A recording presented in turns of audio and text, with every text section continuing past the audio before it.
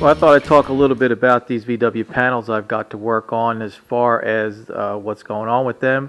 They are in primer stage before paint. All the body work was done to the panels, and any low spots, dents, things was repaired. And then I applied a coat of epoxy primer as a base, and then on top of that it has 3 coats of a fill primer, so that it gets a good heavy coat on there for block sanding. So this panel is pre-block sanding, and you can see, get up close here, all this speckle paint on here. This is called guide coat. If you're not familiar with it, guide coat comes in an aerosol can, and you just mist it over top of the panel, and as you sand the panel down, it will allow any low spots or high spots to show up very quickly to see where you need to do any further repair on the panels. I can walk over here to the hood where I've already done my initial block sanding on this hood, and you can see as you sand, the guide coat kind of wears off and you're left with your nice smooth finish in most areas, except over here where I've got a couple of low spots and there, and just some little areas. And you'll see just like right here, get down close to that, if you can see that, the speckles are still there around the rest of the panel where I've sanded everything off. So once you find your low spots, or if you've got high spots, you're gonna break through all of the primer coats and go down to your bare metal, so you'll want to knock those down flat and then have to do some body work on those. But when you find your low spots, they're usually very shallow spots, so you just need some glazing putty. You go over top of those, we'll resand those down, and then we'll reapply some fill primer to that and then sand that out. And then after the repairs have been done, these panels will just get another sanding down with a finer grit sandpaper, and that'll leave these ready for paint, mainly because this is just this is not one of my premier paint jobs that we would do here, but this is just for a car that's going to be resold, so the customer is wanting to save some money on the paint job, so we don't take as many steps as we would with a car that's going to be going out to compete in shows. So once we get it sanded out with some 400, we'll wipe everything down again and apply another coat of epoxy primer as a sealer coat, and then on top of that we'll go the final color coat in just a single stage paint, so that everything will be finished up one shot, gives you color and your shine, and down the road these panels will go to reunite with the car and get put back together. Now, as far as the sanding process goes, what I'm using to start with is I buy my sandpaper in a big continuous roll like this. It's 220 grit, and I've got a Durablock hard block that I use to do my sanding with. You want to try and use as long a block as you can on your panels to get your surfaces as flat as possible. Now, this is a Volkswagen, so there isn't really very much that's flat on these cars, but there are areas that you want to try and get them as smoothed out and as flat as possible. So I like using this block on these cars because it's a little bit more flexible. It will go around the curves on these, because these cars all have compound curves, which makes it kind of difficult to do block sanding to, but you do what you can with these. So the way you want to go about block sanding, you get your paper on your block, and you always want to go in a diagonal. You sand in a diagonal this way, kind of come back this way. This keeps lines from showing up after paints have cured and shrunk. If you're going straight back and forth like this, you'll tend to get more sand scratches that show up later on after the paints dry out and they shrink back some. Going in a diagonal like this back and forth, it kind of breaks that up to where you don't get sand scratches that come back and show in your paint later on. So we just go around the whole panel in this manner, like I showed you on that hood there, where everything is, where we found our low spots that we've got. You can see I've got a couple starting to show up here. Sometimes, there's a lot of paint on here. Since this primer's thick with 3 coats on here, there's a lot of primer on here. So you've got something to work with. A lot of times you can sand this down enough to get those very shallow low spots out, and you don't need to apply any more filler to the panels. But if you're sanding away and you happen to break through all your primer all the way down to the bare metal again, chances are you're not getting that out, and you're going to need to put just a really thin layer of a glazing putty on there to build that slight area back up and bring it up to where the rest of this panel is at, so you get a nice smooth finish when you do go to apply your color.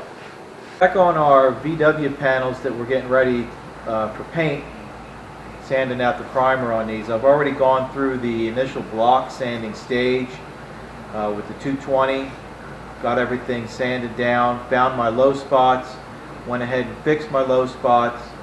I'll do you a little close-up on this in a minute, but you can see where I reprimed the areas that I repaired, and I've started to do the final sanding on these panels now. And what I do, once I've got everything that I know it's flat and it's smooth, it's going to give me a nice smooth straight finish, I go ahead and I'll finish out everything with my DA with a 400 grit paper. Now this DA is not like most DAs that you can go to a parts store and buy. It's just a regular DA. This is a finish sanding DA, and what that means is it turns in a very tight radius circle, so that as it's sanding, it gives you a smoother finish and there's less chance of swirl marks showing up in the primer. Sometimes you'll get paint that will build up on your paper, and it'll actually start to make what looks like curlicues in the primer or even in your clear finish, because this sander can also be used to sand out clear coats when you're doing final sanding on a clear coat before buffing. So I use a Velcro pad on my DA, and I have what's called an interface pad. And these come in various thicknesses too. This one's a 3/4 inch. It's kind of a medium thickness pad. And what it does is it allows the paper to conform to curves like we have on these VW panels. Like I said, nothing is straight on these. They're compound curves. So as I'm sanding with this, it allows this paper to conform to these tight radiuses. So it allows me to get this sanded out quicker instead of having to wet sand everything. I prefer not to wet sand anymore because it just makes a mess. And with the tools they have out today, you can do everything dry and you get just as nice a finish. So one of the other areas that I want to talk about too is when you have tight radiuses like the edges here where the body lines are on this, sometimes you can't get in there with the DA. So I use what's called a soft back sanding sponge. They're made by 3M company, and they come in various grits too. This is a super fine grit that I have here, and they come in it's just a 4x5 pad, and I'll usually take them and cut them down into strips about that wide so that I get more edge use out of it. Well, you can use these to get inside these creases, and these work really good for sanding out tight creases and even like edges of the doors You can sand around the edges of the doors and the hoods and everything with these, and you have less tendency to break through your primer. It does a good job of sanding out the primer and getting it prepped for your paint, but you'll have less chance to sand through because you have more control with your feel. So you don't want to put too much pressure on. You just run it across, feel along, make sure that you've got it sanded. You'll be able to feel. A lot of body work is done by feel. So once you've been sanding for a while, you want to run your fingers along an area that you've sanded, go back to another area that you haven't sanded. You'll feel the difference between the primer, what the primer feels like here, and what it feels like here where I've already sanded this. And then you'll know you've got it sanded out enough. Also, you'll see, your guide coat that we talked about in the other video will disappear as you're sanding along with this. So once you see your guide coat start to disappear, then you know you're close. And then, like I said, go back, do a little feel along the area where you haven't sanded yet. Go back to where you've sanded and check it again, and you should be good to go on your creases. Creases won't show as many blemishes as you'll get on the main part of the panel. So you got to make sure that your main part of the panel is sanded out well with your DA on your final sand. And as you go along and sand on your final sanding, you want to continually blow your dust off, give it a wipe, clean it, take a look at it. If you can still see your cross marks from when you sanded with the 220, then you want to keep going at it with your 400. You want to make all those disappear and have a nice, smooth, uniform finish that's ready for your paint to be applied. So once we get this finish sanded out with the 400, I'm going to come back. I've got all the other panels that I had primed ready to be finished. So I'll apply another epoxy coat to seal everything. What it does two things. It seals it, gives a good bond to this primer, and it gives me a nice uniform surface, one color for my paint to go on top of, so I'm not trying to hide some areas where the paint maybe broke through to the original epoxy, or I have a different shade of primer in one area. So I'm not trying to build the color coat and hide that. I've got a nice uniform color to lay my color coat over top of by using an epoxy sealer or even a primer sealer. There's primer sealers out there that do the same thing, but I prefer to use an epoxy primer mainly because of the chemical bonding that it helps with, so it gives me a nice good finish in the end. Okay, just a little close-up on this panel. You can see where all the guide coat's gone, and I've reprimed my areas that I had to do some repair. Had some low spots there and here on the corner. Another one in here. I've got that darker primer that I laid on here. And for these little small areas, there's a couple companies out there that make a nice aerosol can fill primer that I've used, and I've not had any problems with it in the past, so I continue to use it for small stuff like this. Now, if I had a big area that I had to go over, I would mix up some 2K primer, fill primer, and blow it on with my gun. But being as these are just small areas, I didn't want to have to go through all the mixing and everything and clean up with the gun. So I will use an aerosol for certain things. So these are ready for DA sanding, the finished DA sanding that will take down the roughness of this primer and blend it in with the first coats of primer that I put on here. And I'm going to set the camera up on the tripod, and I'm going to go ahead and show you that.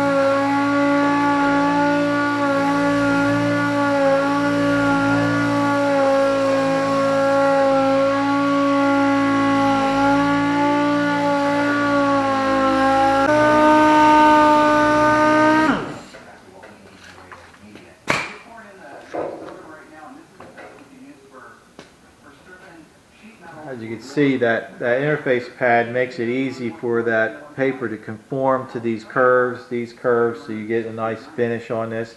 Now I just need to check my edge here. I can still feel it's a little rough in here, so we're going to take our sanding sponge and we just come into the crevice, into the radius here, and just give it a light sanding.